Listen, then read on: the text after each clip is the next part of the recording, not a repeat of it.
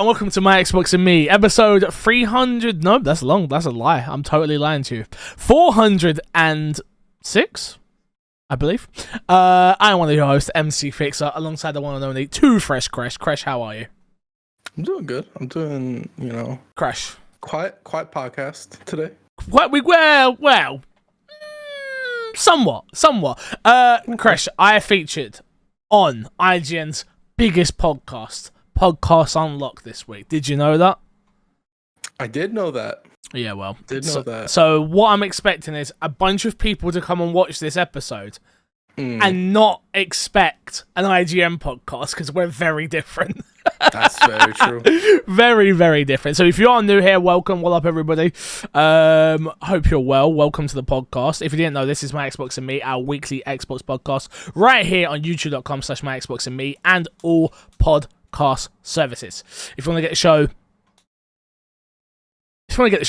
head over to patreon.com/MCFixer. See, I say early, it's usually early, sometimes it's not early. It's been a bit here, there, and everywhere. Out lives, it's hard. It's hard. It's hard when you get the message from Ryan McCaffrey the day you're meant to be doing recordings. It's like, yo, do you wanna? And I'm like, should I record my podcast that's gonna get 500 views, or should we go and be on the biggest Xbox podcast in the world where it's going to get thousands of views?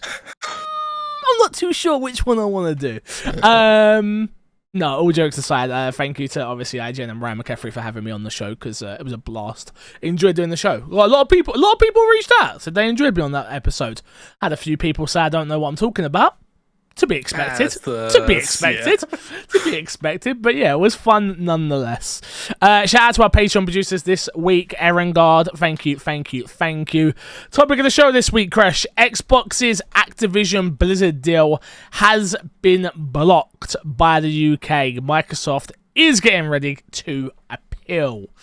So I'll read this out real quickly. Microsoft's bid to acquire its biggest acquisition ever has just took a huge step backwards. The UK's regulator body, known as the CMA, shared that it has blocked Microsoft's purchase of Activision Blizzard. The CMA explains the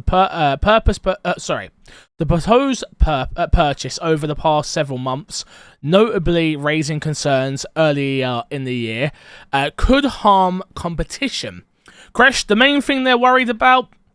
Cloud gaming. No, not Call of Duty, not Spyro, not Crash Bandicoot. Cloud gaming. And they are worried about Xbox having a monopoly over everything. Thank you. A monopoly over the market itself. We've got a question coming from Origin Cookie Man. With the news that Microsoft Activision Blizzard deal will be blocked in the UK due to regulators' concerns over dominance in the emerging cloud streaming market, do you think they will be forced to take actions against the current market leader for practices impacting either current markets exclusively causes with contracts or other emerging markets, e.g. VR?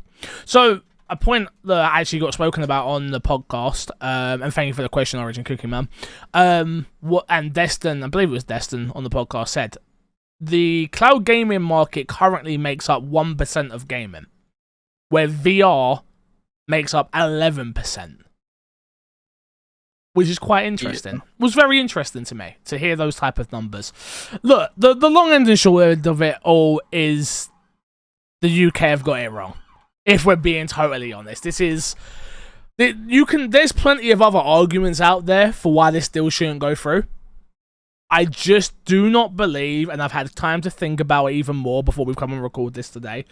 I do not believe that cloud gaming is one of them. Unfortunately. It just, to me, is a silly argument, and it just smells to me, Crash, they didn't want this deal to go through. Yeah, I think both from the FTC and the CMA, it's very much so like, Microsoft's the big dog in tech, we want Microsoft to lose something, and that's what it seems like.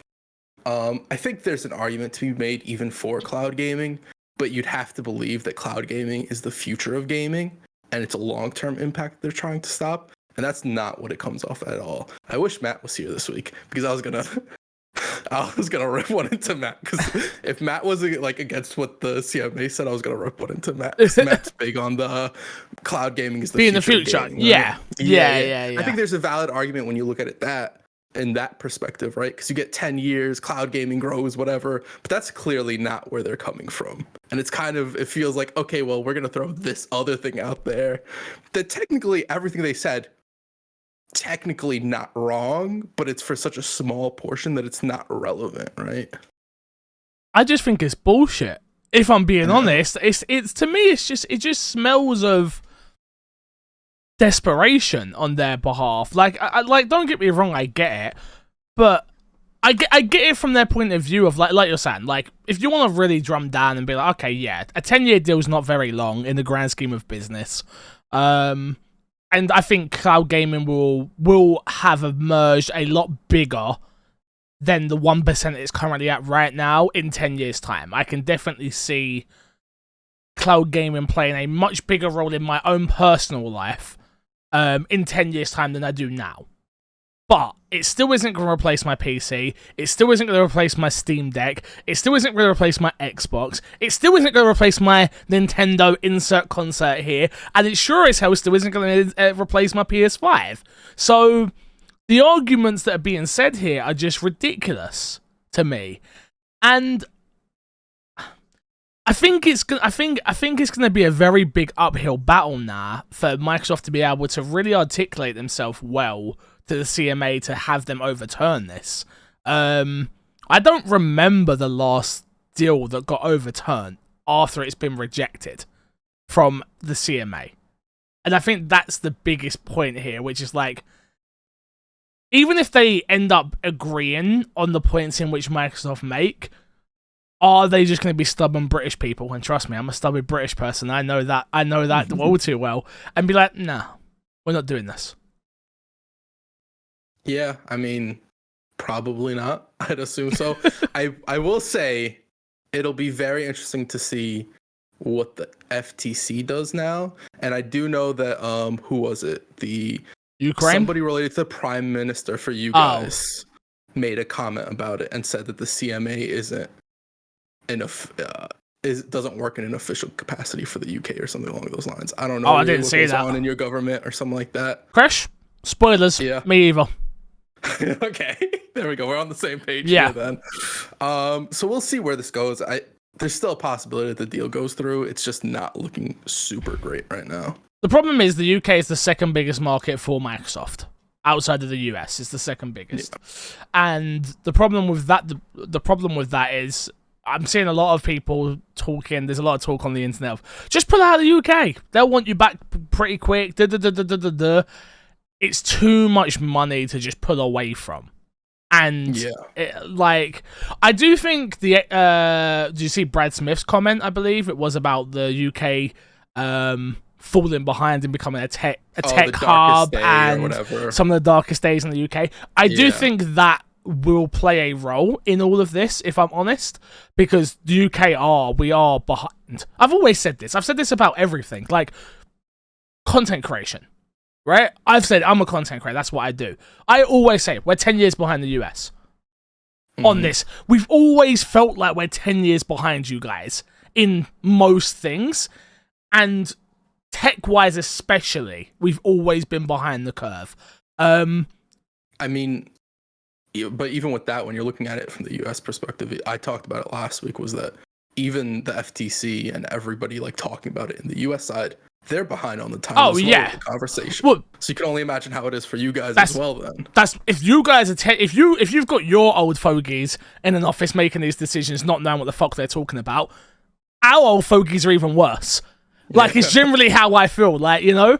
And I cracked the joke about it on Unlocked, where I was like, the internet isn't great everywhere in the UK. I don't see people on buses playing xCloud. And I still stand by that. People, I got a little bit of heat for that. People saying, "What do you mean we've got way better internet than the US in certain?" I'm like, I literally went to Maidstone and looked after my aunt's house and had 1 megabyte of internet. 1. Yeah. Like, I'm talking on that, and you've got to remember how much bigger the US is compared to us. I'm talking about it relatively, and yeah, it's an interesting one. It really is. I'm disappointed. I'm really disappointed for two reasons. Number one, we have to keep talking about this. I wanted this to be over and done with. I didn't want to have to talk about this in any capacity at all. Right when my timeline started getting like normal and it wasn't always like this Activision deal stuff, now every time I open up my Twitter account and I look at my timeline, especially the For You side, which my Twitter always opens up to, it's just all Activision Blizzard stuff. And I'm just like, I'm tired of reading this because it's the same regurgitated stuff, just reworded constantly, which it's been for the past year, 2 years or whatever, however long this deal's been going through at this point. Yeah. It's annoying. It's annoying. To answer Origin Cookie Man's question though, do we see this pretty much getting looked into, like exclusivity contracts and VR? No, I don't think anything's going to change. I think the only thing that changes with this, if this Microsoft Activision Blizzard deal doesn't go through, is the way Microsoft have to operate going forward in the video game space. But no, I don't think you're now going to see the CMA or whoever it is that needs to look into these exclusivity contracts come out. It's not. It's business. It's not going to happen. Like, it just isn't. So, interesting enough, I don't think the CMA will, but on the US side, the US could start intervening more, and particularly with a lot of the Japanese games, because Japan has a trade agreement with the US, and this would be a block on something that the US wants to buy. So they could be going into it like this machismo, like, you turned down America for what? You know, I don't think so, though. I generally still don't think so. No, I mean, it'd be making a whole lot of noise for something that I don't think most politicians even get or understand for them to like really be fighting for. I think it's easy to put up a big front. Just to make noise, to be like, hey, we're fighting the big guy, we're fighting the other side, or whatever the case is, you know. Yeah. But unfortunately, I agree with you. I don't think much changes. Where do exports go from here? If this doesn't go through, where do exports go from here for you? You start getting third-party exclusives. You start signing exclusivity contracts, you know. I think like we sort of see Xbox doing that with some like a Contraband, where they're going outside of their own to get another studio to make a game, which isn't exactly a one-to-one, right? Yeah. But even if it's just more of that, I think that'd be great. But I think it's also like, hey, snap up an exclusive, even if it's a year exclusive, a 6-month exclusive, whatever it is. Not doing this straight to Game Pass. I'm gonna be honest, like they went for some games to get them to Game Pass early on, and I don't think that's necessarily the move, because I don't think you create that brand attachment to the game by just throwing it onto Game Pass. Yeah. No, I get you. I get you. It's just a really, it's just so frustrating. It really is a frustrating situation to be in today, where you're just like, this to me would have been good for Activision. This to me would have been good for Xbox / Microsoft. This to me would have been good for a lot of people who are interested in the streaming space. All the deals that have been signed. Again, do you think if Xbox came out and said, all right, let's do a 20-year deal with all these companies, not 10 no more, 20, do you think it would change a single thing? I don't. No, because like at the end of the day, I don't think the time they just didn't want, like you said in the beginning, they just didn't want the deal to go through. I think you could put any allotted time. I think if you put the longer time you have, the more they have to like sort of squeak through with an argument. Yeah. But I feel like they were probably so opposed to this deal that they probably would have found something, right? Anything short of in perpetuity, which at that case, like, why are you even buying it, you know? No, 100%. Even though I'm sure it would make its money back, you want some sort of like branding or some sort of renegotiable deal in the future. Yeah, no, 100%. We've got one more question here from Duvan, who says, proposed theory is the merger doesn't go through. Should Microsoft buy EA or Ubisoft for $15 billion? Make their games exclusive for Xbox. Imagine really sticking it to the UK, and FIFA can only be played on Xbox / PC. Buy CD Projekt Red for maybe $10 billion. Capcom for $5 to $10 billion. Square for $5 to $10 billion. Or buy Take-Two for $20 or $30 billion. We get the 2K and freaking GTA. Spend a minimum of $5 billion to get the marketing rights for COD. do all of these things spread into the 69 billion and just scorch earth on Sony's Sony? Podcast thoughts on this. Sorry for being petty. This is just what I do. I spend too much time IGN and Twitter listening to Sony fanboys gloat. Yeah, obviously this is very petty. I don't think any of these deals go through. We've spoken about this a lot, right? Like, I think the only one that... Sorry, go on. I'll finish my I was going to say, EA cost 30-something billion, if I'm not mistaken. Yeah, I know Ubi's worth, I believe, 3.3 billion, around that amount. Correct on that. Like, they're around about 3. So yeah, you probably would have to pay about 15. I think realistically, of all the companies here that you've mentioned, Ubi, CD Projekt, Capcom, Square, Take-Two, Ubisoft's the only company here that I think they'd have even an inch of chance of getting. And I do think it would be, and this is never going to happen, this is just us hypothesizing, but I do think it would be a really good get for Xbox, considering the type of games they miss. They haven't got exclusively right now. The third-person action open world games. Imagine they did have an Assassin's Creed that was exclusive and launched in Game Pass. Imagine they had a Splinter Cell. Imagine they had a... Oh, what am I forgetting from that roster of what Ubi has? Far Cry's first person. Far Cry, Beyond Good and Evil. Imagine they finally got that game out. Like, I do think Ubisoft, of all those companies, Ubisoft is the only one that they would even have a chance of getting their hands on. I think the problem with Ubisoft probably be like how involved the French government is with Ubisoft. Yeah, I agree. How does the purchasing of Ubisoft work with that in that case, you know?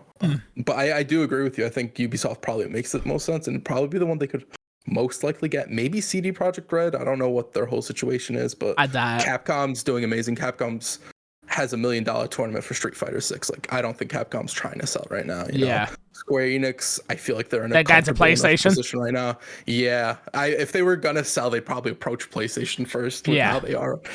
Take-Two has no reason to sell whatsoever, and neither does EA realistically, right? Yeah. So that the only thing that realistically leaves is Ubisoft, and I think it would be a good fit if they were to get it, right? Yeah. I think it would be a good fit. I just don't think that would happen either, unfortunately. No, I agree. What I will say is, don't expect Xbox to go out on a buying spree just because this deal won't go through, either. Yeah. I do think they will end up picking up more studios, and we'll see more things get purchased if this doesn't go through. And even if it does, I still think we could see more happen. But I don't think just, they haven't spent 69 billion, so now they have 69 billion to play with. That's not how it works. Like, that's not how business is conducted. It's just not realistic. That's not a realistic way of thinking. But I could see them going for somebody to make a statement still, which was like, okay, you didn't let that go through, but we're now going to go and get something. Yeah, I could see them going for somebody or going for like a big exclusive. And not necessarily like buying an IP or something like that, but buying the rights, a year exclusivity, rights for something, you know. What would you buy? What that would be, I have no clue, right? The next CD Projekt Red game? Would you go get that? Would you try and go get... We already know GTA. Well, we don't know, but I would assume GTA's marketing's already with PlayStation. It's been with PlayStation for a while, right? Well, GTA 5 has been. So I can only imagine GTA 6 is going to be. Not that they need to do any of that, but it's more money. It's more money, so why wouldn't they? I think honestly, going back to like something that used to be exclusive to Microsoft, something like a Mass Effect would be cool. Is it big enough? You know, a new BioShock. I don't think any of those games are big enough. It would have to be. I don't think they're big enough now. But if they get reintroduced, Microsoft exclusive, Microsoft puts more money behind it, whatever. Give it a big push. I mean, you could have made the argument. No, you couldn't really have. I was gonna say you could have made the argument that Final Fantasy wasn't as big, and there was a while where Final Fantasy wasn't as big. Not anymore. But it's not. Yeah, it's not. They didn't get big because of PlayStation. Even I like Final Fantasy now, Crush. Yeah, that tells you everything you need to know. That's true. But yeah, as much as I love your pettiness here, I don't agree with it. Unfortunately, it's a really interesting world we sit in today, where it's not even being blocked for monopolization or for. It's being blocked because they believe cloud gaming is going to be something that I just don't believe it's going to be. Yeah, I think it's being blocked because they don't even know what it is. If I'm gonna be 100% honest with you, they don't know what it is. They don't get it. You can give 100 reasons, and we've talked about it. They're like legitimate reasons to have concern over Microsoft buying Activision, and like essentially what they talk about is none of those. It's not a thing. It's not it's the 10-year thing that we have a problem with or whatever it is. It's like, no, it's just cloud gaming. We have a problem with cloud gaming, which is the dumbest reason you could have ever heard for. Wouldn't be surprised if next week the FTC comes out with the same statement. Yeah, it's cloud gaming worldwide, big issue, you know. What happens if the FTC come out and say, no, we're good with it? I don't know. I don't know what would happen in that case. I think it would still. I think it goes through then. Well, I think if the go through. I feel like if the FTC come out, because FTC is the American-based body, right? Yeah. I feel like getting that over the line is going to be a much easier sell to the UK people, being like, well, the US did agree on it, so maybe we should. We always follow your suit. I don't like it. It makes us look pathetic as a country. But I do think it will go a long way. So we'll still be talking about this now in 2023 to 2024 is the crazy thing, though. Yeah, I mean, well, we'll see, because wasn't it originally like the deadline for the sale was July or something like that? So did that get pushed, do you know? No, from what I've been told, there's like a hard thing. If the deal doesn't go through by a certain date, Xbox have to pay Activision $3 billion, I think. Oh, but the sale would still be up. But I feel like there still is. I think so. I mean, I don't know. I ain't seen the contracts. Interesting. I will say one silver lining if Microsoft doesn't end up buying Activision is Bobby Kotick doesn't get what he wants, and that just a small part of me makes. But he's still there. Is the problem? That's very true. Very true. That's the other problem. It's like it's twofold. He doesn't get what he wants, yes, but he's also still in charge. He can still call employees. Exactly. Most employees, as far as we heard, have been very pro the sale. Yes. So yeah. Look, I was just trying to find something good about this. I know. You got to.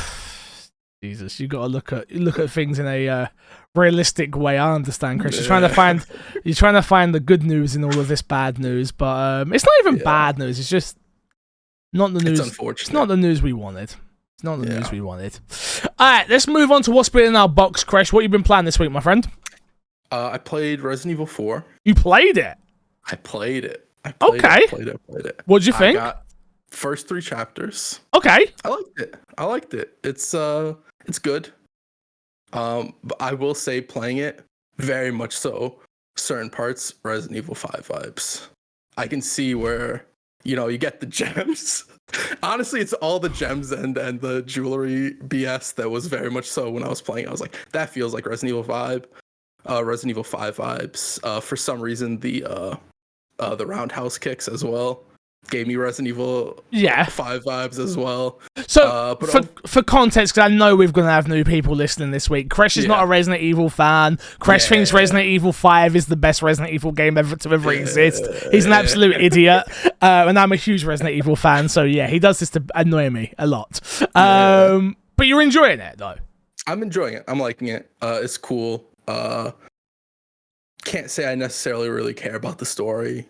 Kind of irrelevant to me. Yeah. But I like it. I think the whole opening act with you going into a little town and zombies and having to survive, I thought that bit was cool. I didn't find the shotgun until after I did that whole thing. I was like, that's hilarious. That's dumb. That's dumb. I hate this game.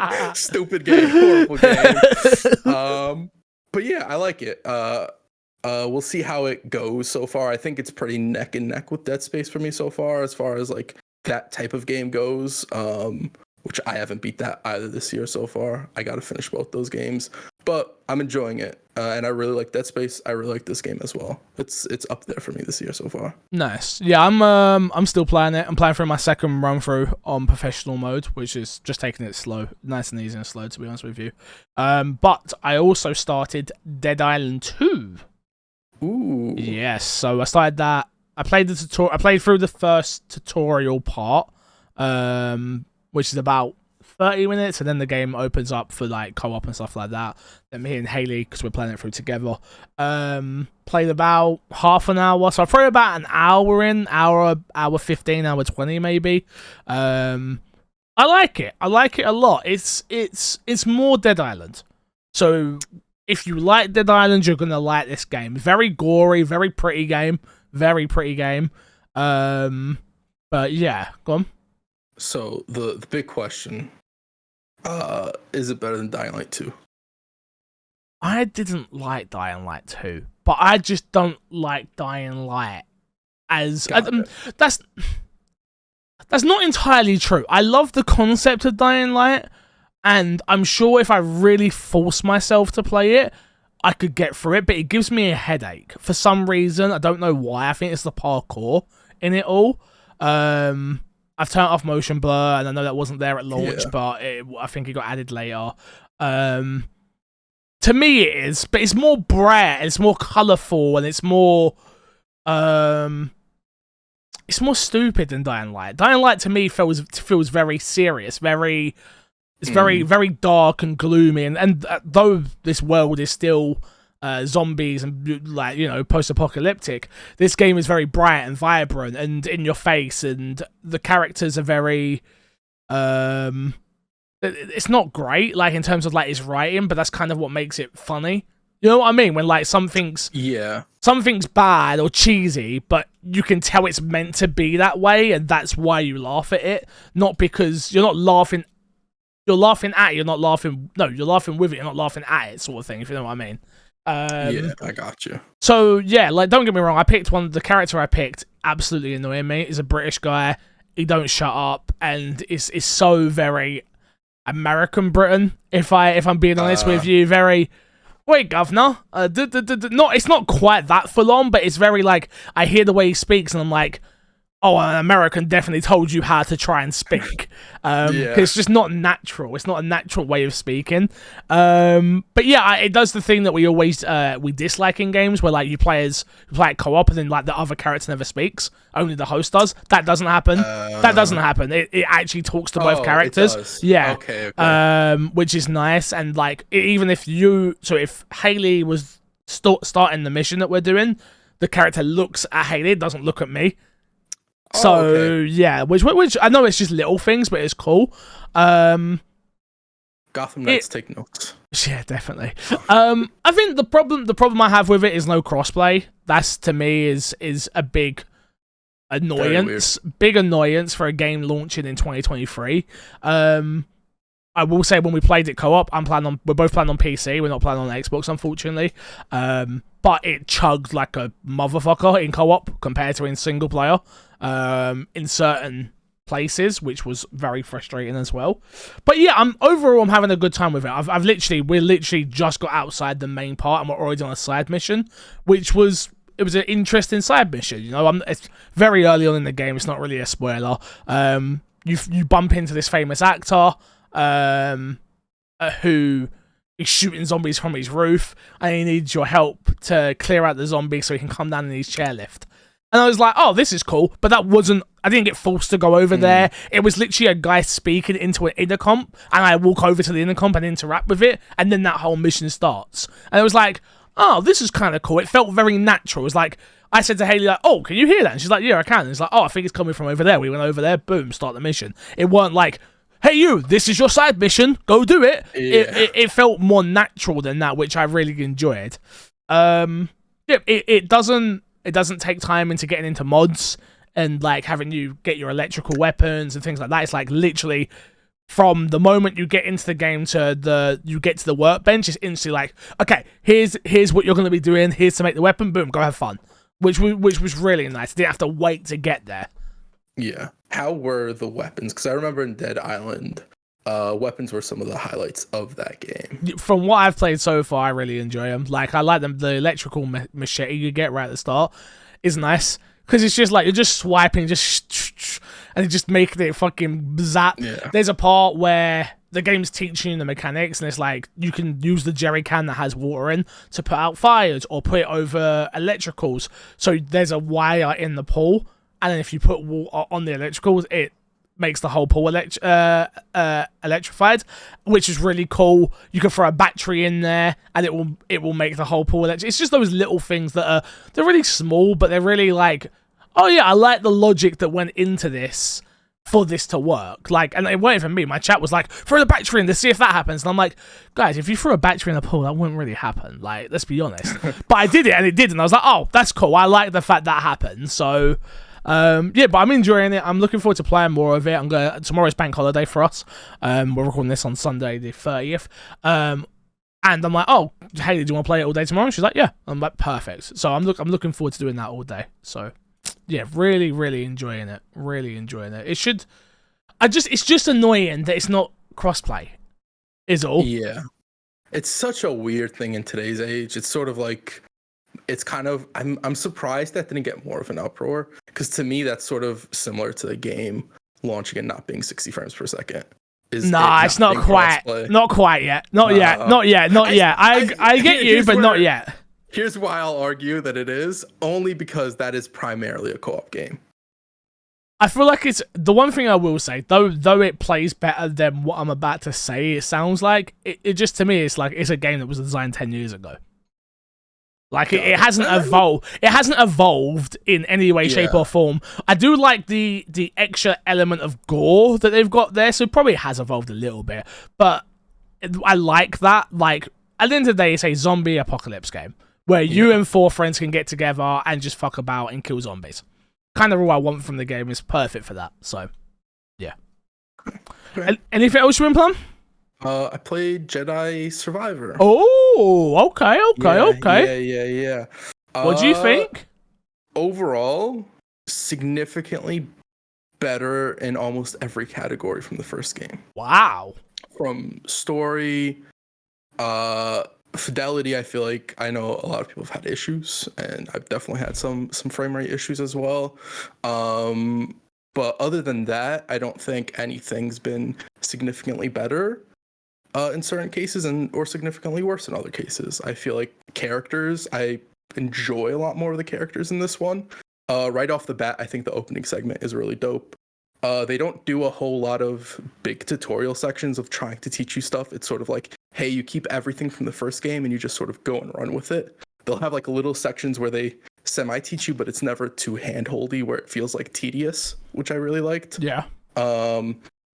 The exploration in this one is a lot more rewarding, because now there's more customization for your character other than just ponchos. You get different jackets, different pants, different shirts, and all this other stuff. So I felt like I was constantly being rewarded for doing stuff. You also have perk slots. Have you played it yet? No? No, not yet. So they added perk slots that you can unlock, and they'll give you like special like little bonuses. And so there's just more stuff to find and be rewarded. And it kind of gave me not quite the same extreme, but that Elden Ring vibe where I was exploring and being rewarded for that exploration, where I felt in the first one, when I was exploring, I was being rewarded for it, but I just didn't really care for the rewards. Whereas in this one, I think they figured out what MMOs have figured out a while ago. End game is always cosmetics. It's not anything else. It's not the loot you get. It's just the cosmetics. How do you look with it? So that's been good. I think the combat is pretty much like you get more stances, but from what I've played so far, it's pretty much the same as the first one. So if you like that, you like that. That was always the weakest part for me in the first one, and it's still kind of the weakest part for me in this one. The combat, the Souls-like combat doesn't feel great for a Star Wars game. I think you have a bunch of cool powers. I'd rather you have more robust combat system, but it is what it is. Yeah. While it is a gripe, I don't take away from the game from it for that, right? The open world is pretty cool. You can get mounts to ride and stuff like that. Overall, I am very much so enjoying it. I'm very interested to see Matt's thoughts on it. Well, Matt's the Star Wars guy, right? Like, me and you are not the Star Wars people. We enjoyed the first game, and well, sounds like you're really enjoying this one, and I'm sure I'll play it and enjoy it for what it is as well. But Matt is our Star Wars guy, so yeah, I'm interested to see what he thinks as well. Yeah, he'll have the definitive opinion for this. But so far, I think if you enjoy Star Wars and you enjoyed the first one especially, definitely worth checking out from what I've played so far. If you're on PC, maybe wait a while.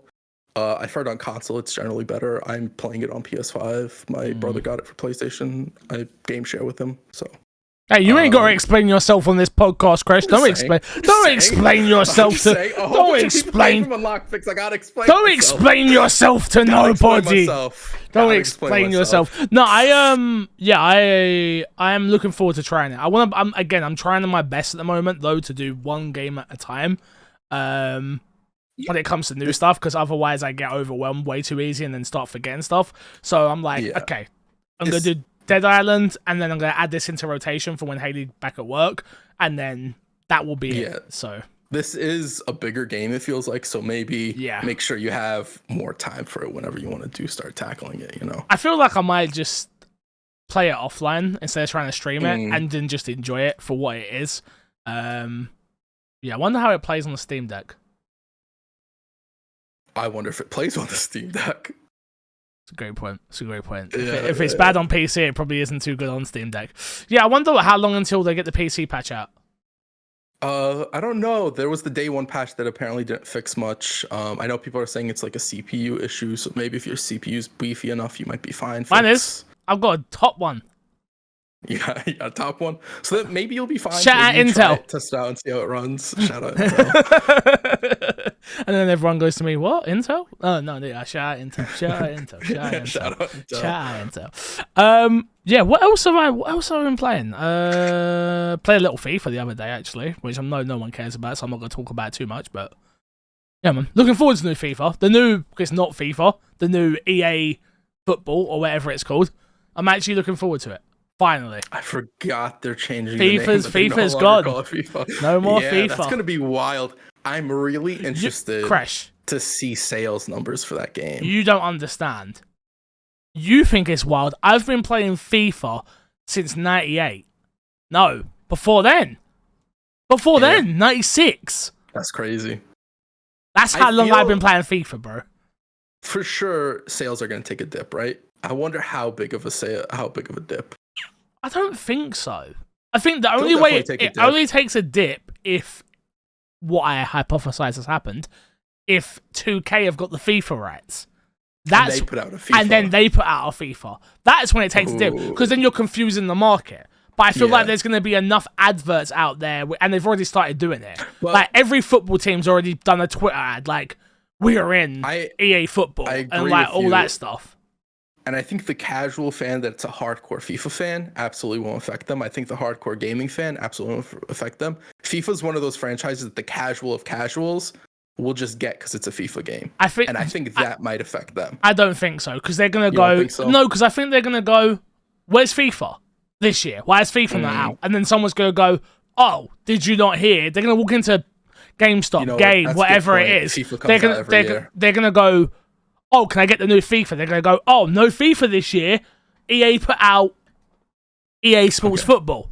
Okay. You know, and they're going to go, this is pretty much FIFA. So, yeah. You sold me. Yeah. You got to remember, those people that are the casuals of all casuals are watching football, and EA are running ads non-stop already for this game. Are they? Yeah. Interesting. Okay.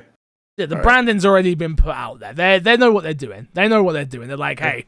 We need to. We're going to have to advertise. We're going to have to advertise. Yeah, we're going to have to advertise this. So that when FIFA comes out and it's not us, we want them to know that this is the new FIFA. Okay, yeah, I got you. You sold me. You excited, Chris? We got a lot of games coming out next week. We got Redfall. On the 2nd. What else? Street Fighter. Street Fighter's not next week. Ain't it the 6th? Yeah. It's in June or July, my dude. Wait, what? June. Street Fighter's June. You said this to me with, what was it, Diablo or something like that? I forget what it was. Yeah, no, that was Diablo the other day. American dates. No, have I done that again? I think so. Oh yeah, June 2nd. June or something. Yeah. I don't even know how you got that date, because that was supposed to be February 6th. I thought it came out the same day as Redfall. No. That's not until next month. The next couple of months are gonna be very packed for games. Well, I'm upset. But yeah, next month we got Redfall, Zelda. If you're into that, you're not into Zelda. No. Would be a reason to turn on my Switch though, wouldn't it? Honestly, that's the reason I'm most excited for Zelda. I like the first one. I'm super excited for the second one, but it's just a reason to use my Switch. I didn't like the first one. Yeah, it's because you're a weirdo. I'm not weird. To be fair, you're not alone with that. It is a very different type of game and a very open-ended game, and if you don't like that, you don't like it. Bro, and I'm dumb. Puzzles are hard. There's a lot of puzzles in that game. A lot of puzzles. And you are, I hate to say it, but you are pretty much on the dumb side. Yeah. I hate to say it. I didn't want to say it, but you brought it up, you know? I got you. Yeah.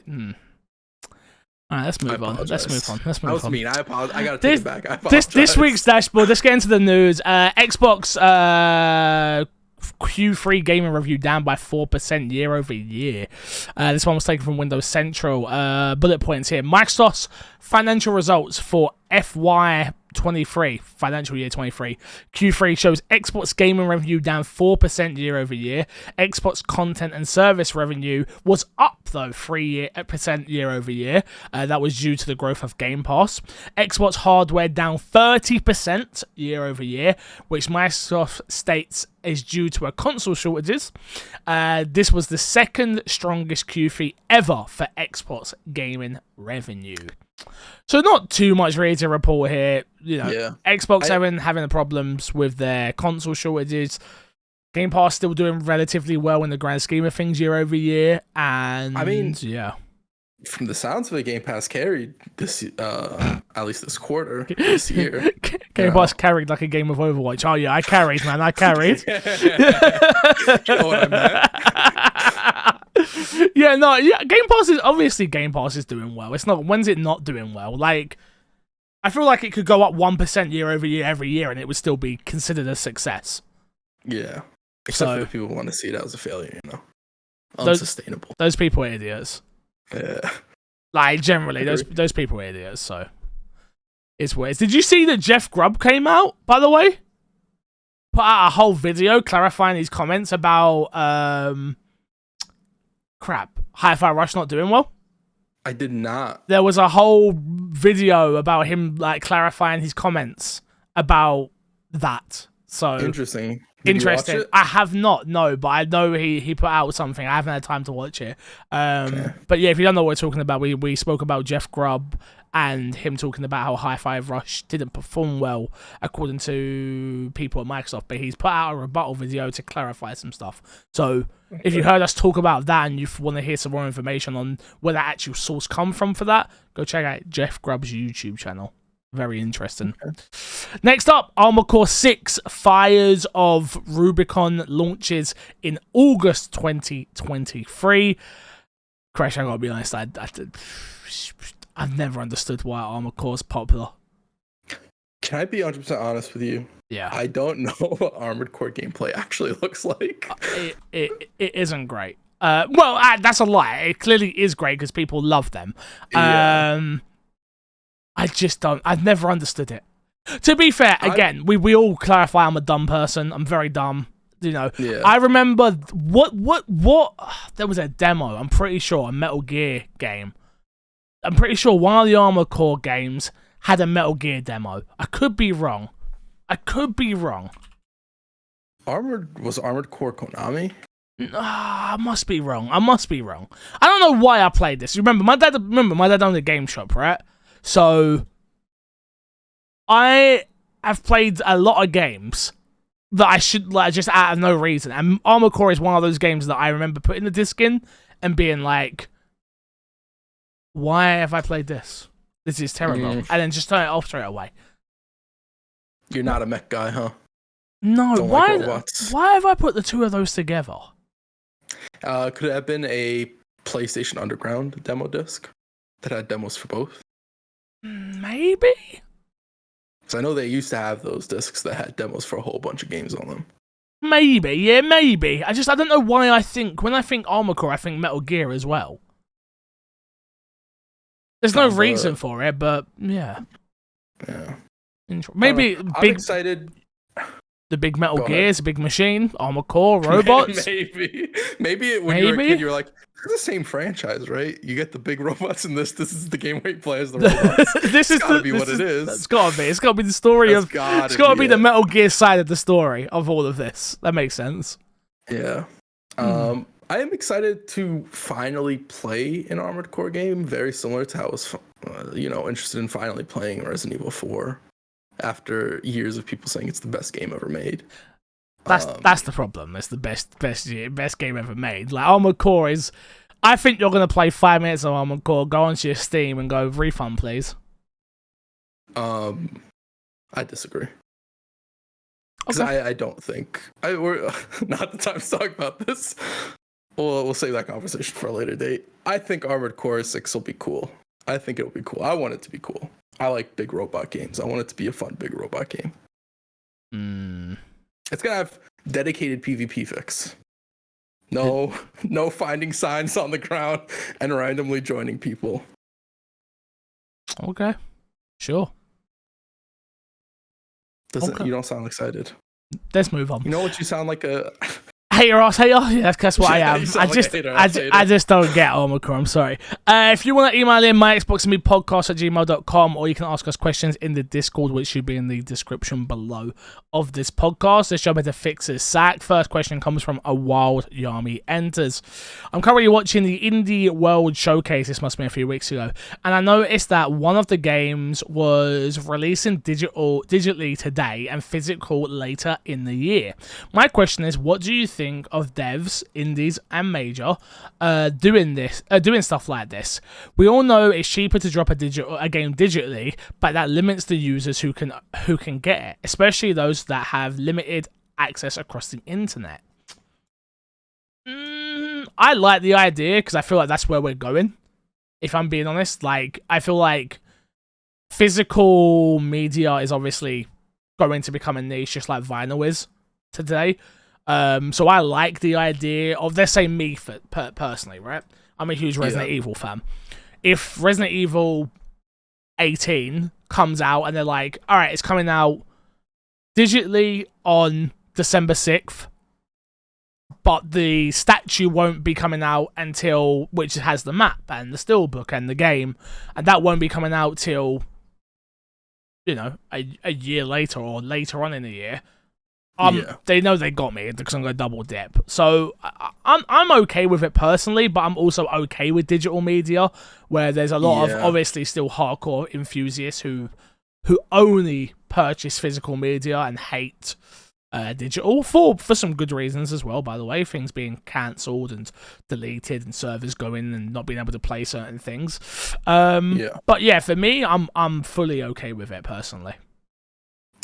Yeah, I think it makes a lot of sense for indie games, that don't have as big of a budget to release physical copies. You release the digital version, gauge what interest is like, and then you can order however many copies you think you'd sell. I think it makes sense also, like you were saying, as more of a collector's item. You put the digital version out, and then even if I can see in the future that some games will just do steel bookcases as special releases for physical versions, not even the whole statue and stuff like that. As limited edition runs or whatever, and not release other physical media as well. But for right now, I think if AAA games were to not do physical, I think you'd be missing out on too much of the market, because I still think there's a pretty decent player base that still will get physical over digital. And then physical, I generally also, more people who get gifts tend to get a physical gift as opposed to getting the digital code or whatever to give people for Christmas and stuff like that as well. I think you'd be missing on that market as well. But yeah, I think personally I'm with you there. I generally play everything digital, so I'm fine with having no physical personally, but I don't think that happens anytime soon. Agreed. Next question. Original Cookie Man has one more. If when the Microsoft Activision deal goes through, who didn't tell you? Which hypothetical product will be releasing first? Activision Call of Duty Collection, like the MMC for Halo. Never. Blizzard's unannounced survival game with 5-year development. An Xbox multiverse-themed collectible card game with iconic characters from across their intellectual properties. So you ask Sam, I have to pick one of these hypothetical things. You're number 2. No, that's what I would want. Doesn't mean that's what I think. Because I love survival games. That's a good point. I actually think a thing collectible card game would bang. if I'm honest. I think that could bang, don't you? No? No? It could. It could not. I mean, that's the problem. Here's the real problem is Blizzard already has a collectible card game in Hearthstone. And even if it's an Xbox multiverse themed collectible card game with Activision properties, would you include Blizzard properties then into that if they have their own thing? Yeah. That becomes like a whole mess of a conversation. But I don't see an Call of Duty collection ever happening. Ever. No, Unless I agree. It's campaigns only, possibly. Multiplayer, no shot. I agree. No way they'd want to ever pull people away from the multiplayer. Bro, why Call of Duty is one of those franchises, like, why would you want to look backwards ever? Like, get onto a new thing every single time. Yeah. Unless, I don't think there's really a point, especially for a collection. I think if they were to do it game by game, like they did the Call of Duty 4, they did a Call of Duty 4, right? The remake. That. Yeah. I don't think they actually called it Call of Duty 4, though, did they? They called it Call of Duty, I think. Whatever they called it. Yeah. I could see them doing it game by game. I could never see them doing a collection. Also, to give a little bit of credit to Master Chief Collection, it's more than just a collection of the game. It's updating graphics and stuff like that for all the games. And there's a whole browser in the way that game searches for games throughout all the games. It's a lot more than just a collection. But regardless, I would probably say the Blizzard thing, because that's the only thing I think happens from this list. That would happen from this list. Fair enough. Yeah. Last but not least, Hero Jeff says, piggybacking off of original Cookie Man's question, if/when the deal goes through, how soon can we expect Activision Blizzard titles to hit Game Pass? I love how topic of the show is one thing and the questions this week are another. These are old questions. I know. I'd love to see the deal go through in time for Diablo 4 to launch on Game Pass. Not going to happen with this news. Fun fact, even if it were to happen, even if the deal were to go through, Diablo 4 was said not to have any plans for Game Pass for launch. That makes perfect sense. Yeah. Like, because there's certain games that are part of Activision that probably planned way before even going to Game Pass that need to see a certain amount of return. Yeah. And Diablo 4 is probably one of those. And plus that game's going to have... I'm so excited for Diablo 4. I'm so shocked. Why? I don't know why I'm shocked. I'm just shocked. It doesn't... I was going to say it doesn't seem like a you type of game, but you were getting into Marvel Heroes at one point, so... I think that's why. I think it's going to scratch that itch. I think it's going to... And I know how much these people love these games as well. Yeah. So I'm like, I can see it lasting... Again, you've got to think, I'm always thinking about it from a business perspective as well. And I feel like it's going to have quite a decent TAU on it on Twitch as well, which means I'll be able to stream it. I'm looking forward to it, man. I'm really looking forward to it. It'll probably also be one of those games that has a resurgence whenever they have a new season. Exactly. Similar to, you see stuff like Path of Exile, like sort of come back into rotation whenever a new season starts for that. So I think you absolutely could see that for this game as well. Sure. That's next month, right? Diablo? Yeah. No, Diablo has another beta next month.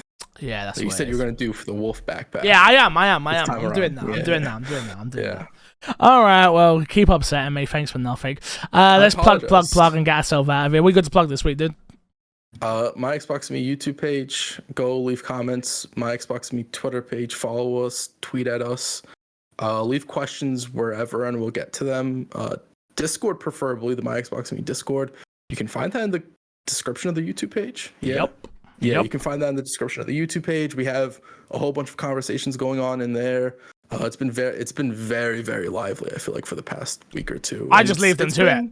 As long as it's constructive and no one's being an absolute idiot, I leave them to it. And to give credit to the community, they are very constructive. They are very polite in their conversations, even when they don't agree with each other. I feel like there is a very nice community there in the Discord, to be fair. So shout out to everybody there. If you have come over from Unlocked, I hope you enjoyed this week of My Xbox and Me. Do us a favor, hit the subscribe button. You know, it doesn't cost a thing on your podcast service. Add us to your rotation. We would appreciate that. If you like us even a lot more than that, and you made it all the way through this episode, why not give us a little review? You know, it actually helps us more than you'd think. Give us 5 stars. We do not accept anything other than 5 stars. Even if you think this is a 4-star podcast, I need you to lie. I tell you like I tell everybody. I need you to lie. Number 1, lie. Number 2, review it on your iPhone. Then I need you to go knock on your grandma's house. Knock, knock, knock. Oh, hello, Jonathan. How are you today? Bam! Kick her in the face. You kick her in the face, you pick up her iPad. Then you review the podcast on there, all right? And then, you know, your brother who lives with your nan, he comes through. He's like, oh, what's happening, Jonathan? Goes to nudge you. Bam! You punch him in the face. And then you grab his phone. You review our podcast. Oh, what? That's his daughter's walked into the room? Oh, hey, Murray. Bam! You drop kick her as well. She's got an iPad as well. All different accounts. You make sure you review us on every single account that you possibly can. 5 stars, and let us know if you kicked your grandma in the face. There's going to be a headline in Florida, man kicks whole family in the face to review podcast with 5 stars. Imagine. Oh, mate, that would be so fucking funny. It'd be bad, but it would be so funny. As always, as our new thing is, word of the day at the end of today's podcast is... Go on, Chris, what do you want it to be? Chocolate. Until next time, we'll love you, leave you, and see you later. Chocolate. Chock-a-doo-doo, everybody. Chock-a-doo-doo.